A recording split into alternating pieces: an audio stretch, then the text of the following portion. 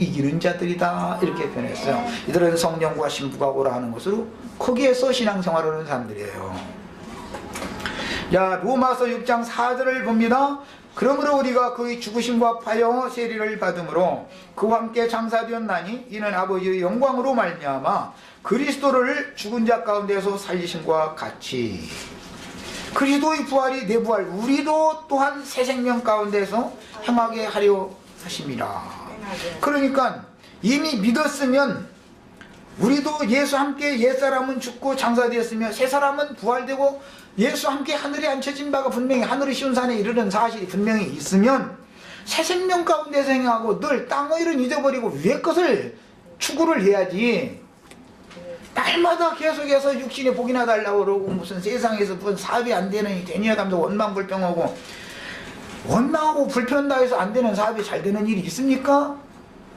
순종을 배워야지. 다만 인생이 할 일은 어떤 사람에게는 왜 저렇게 순탄하게 잘해주시고 나는 이렇게 해주시느냐. 나는 기질이 강하고 깨지지 않기 때문에 그러는 거고, 나는 참 아들이고 그는 사생자이니까 그러는 거예요. 그거에 대해서 누가 말할 거예요. 사생자는 징벌을 안 할 것이고 참 아들은 끝내 매질을 해서라도 버려진 옛 버리쟁이를 다시는 못하게 만들 거고, 이거는 하나님의 주관에 달린 문제지. 우리는 순종을 배울 뿐이요. 다만 이게 믿음이에요. 믿음으로 화합, 자기 것으로 적용해야 된다 이 말이에요.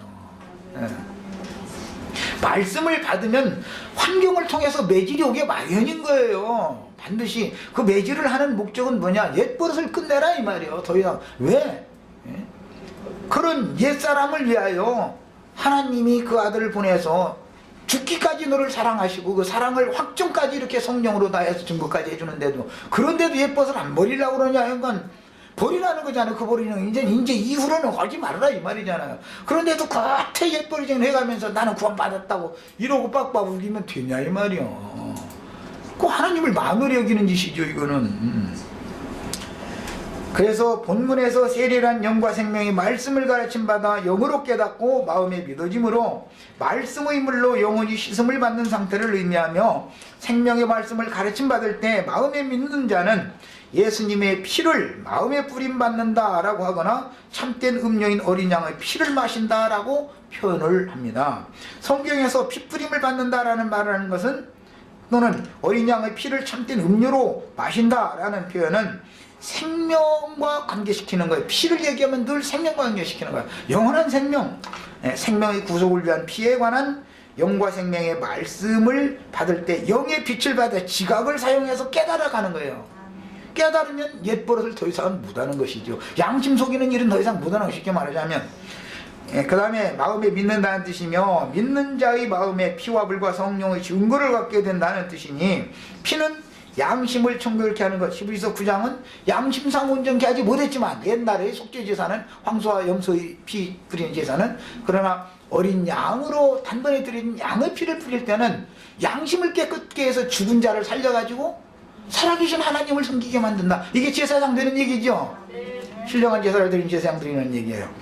그래서 물은 온 몸을 이제 물로 표현할 때는 강조점이 목욕시키는 것에 강조점이 있고, 성령은 영을 새롭게 하는 것, 성령으로 영을 거듭나게 하는 것에 대해서 적용을 하는 말입니다. 피와 불과 성령은 한 가지 항목을 말하지만 강조점이 각각 다르다라는 걸 지금 말씀드린 거예요. 본문에서 세례로 장사되었다고 선포하는 것은 코로 기식하는 생명체들은 물속에 잠길 때 그 호흡이 끊어지는 것과 같이, 아담에게 주어진 생명은 코로 기식하는 생명이니까 물속에 잠궈버리면 죽는 거죠. 그래서 세례, 물속에 잠기는 것을 상징을 했는데, 예수님의 말씀이 첫째, 저주의 말씀은 육체를 저주하는 말씀이고, 주님의 말씀의 물속에 잠기면 옛사람은 숨이 끊어져 버리는 거다 이거요. 옛사람은. 이거 세례가 되지 않은 사람이 침례식을 하냐, 세례식을 하냐, 유아 세례를 하냐, 뭐 성인 세례를 하냐, 강에서 할 거냐, 뭐 저 요단강물 공수에다가 할 거냐, 수돗물로 할 거냐 하면서 맨날 따져도 다 소용없는 소리요. 증거자들을 통해서 증거되는 믿음의 말씀, 구원의 말씀을 믿음으로 자신의 마음을 깨끗게 씻어내라라는 말인 것이지, 무슨 종교 의식을 행하라는 말이 아니잖아요. 종교의식을 행하는 건 망령된 행실을 하는 짓이고 죽은 자들이 하는 짓이지 그게 무슨 산 자들이 그런 짓을 해. 그래도 여기 와서 세례 시켜달라고 하면 나 세례 또 시켜줄게. 걱정 그것도 물통만 하나 사오면 되니까 뭐. 그리고 세례 보길랑 각자 준비해가지고 오셔. 뭐. 얼마든지 해줄 수 있어 그거는. 뭐 목사 되고 싶으면 남순에 해줄 테니까 아마 머리 디밀어 나 다 목사 안수 해줄게. 뭐 걱정 말고 뭐. 그걸 정말 원하시면 나 얼마든지 해줄 수 있어요. 그러나 그게 다 죽은 행실이다 이 말이에요. 이건 그렇다 해가지고 사람이 구원받는 게 아니잖아요.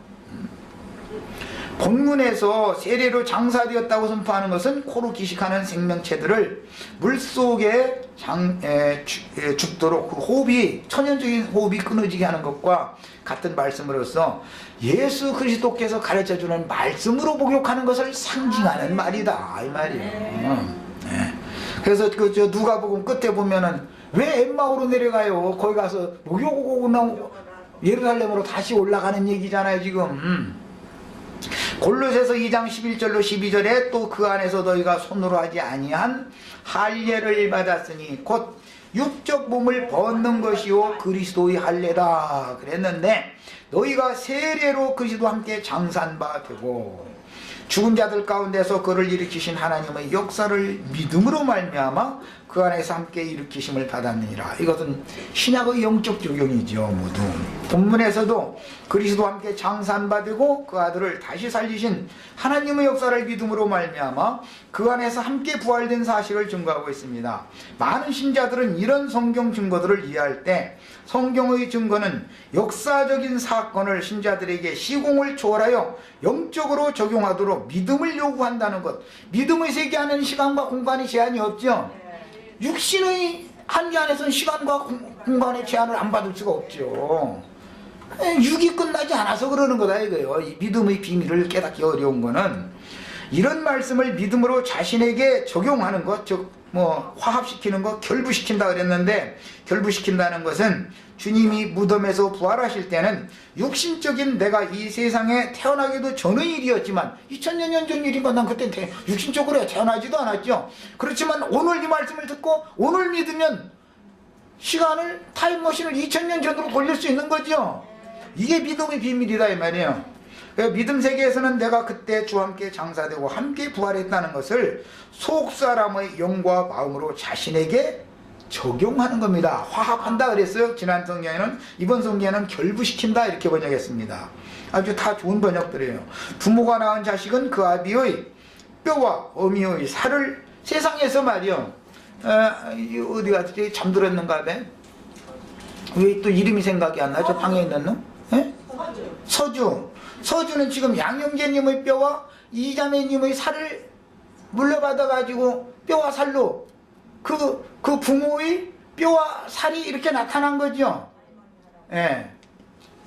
그 조상의 허리에 있다가 그 조상의 할머니 태로 옮겨져 가지고서 아버지가 나고 아버지 허리에 있다가 또 어머니 태로 옮겨져 가지고 내가 나고 다 이런 거잖아요.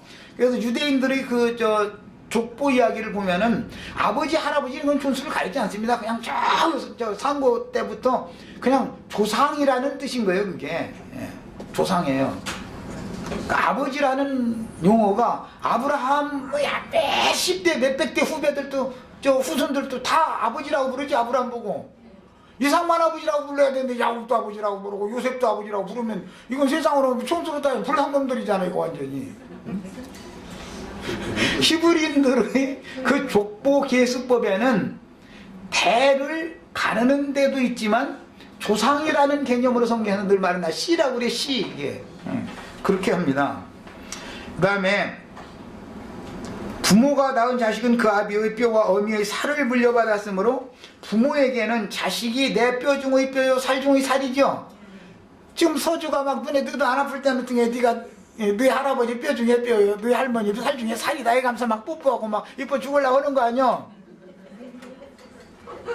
그렇지요. 내 자식은 우리 부부의 뼈 중에 뼈요 살 중에 살이죠. 야, 이것은 낳았다라는 개념이기 때문에 낳으면 뼈 중의 뼈 살 중의 살로 낳는 거니까. 자, 그래서 이것은 예수님이 잉태와 해산에 대한 예언을 이루신 후에 사람이 해산 때가 되어지면 두려워하지만 자식을 낳으면 세상에 자식 낳은 기쁨을 인하여 기뻐한다. 그랬는데 그 예수님 십자가에 가는 것은 지금 애 낳으러 가는 거죠. 누구 낳은 거예요? 제자들 낳지요. 제자들. 그날엔 내가 살았고 너희도 살겠습니다. 그러니까 예수님의 뼈와 살이 제자들이죠. 그런데 제자들은 뼈들이고 제자들이 나와서 복음을 전해서 얻은 우리들은 살들이에요. 그리고 나면은 뼈에다가 살을 이렇게 붙여가지고 나서는 하나님께서 가죽으로 싹 덮으면 완성품이 나오죠. 먼저는 뼈를, 그 다음에는 뼈에다가 살을 붙이고 나서 최후로는 가죽을 딱 입혀요. 야, 성막을 건축할 때 보면은 맨 속에서 좀 차근차근 지어가지고 뼈대 딱 세우고 나서 뚜껑 맨 나중에 가죽 덮개로 덮지요. 가죽 덮지요. 에스겔서에 보면은 37장에 보면은 뼈들에게 먼저 대언을 하죠. 그럼 뼈가 제자리에 딱 가서 맞아. 그 다음에 두 번째 대언을 하면 살이 붙죠. 그 다음에 하나님께서는 가죽을 딱 덮어버리죠. 그리고 나서 이제 교회의 건축이 이런 거다 이 말이에요.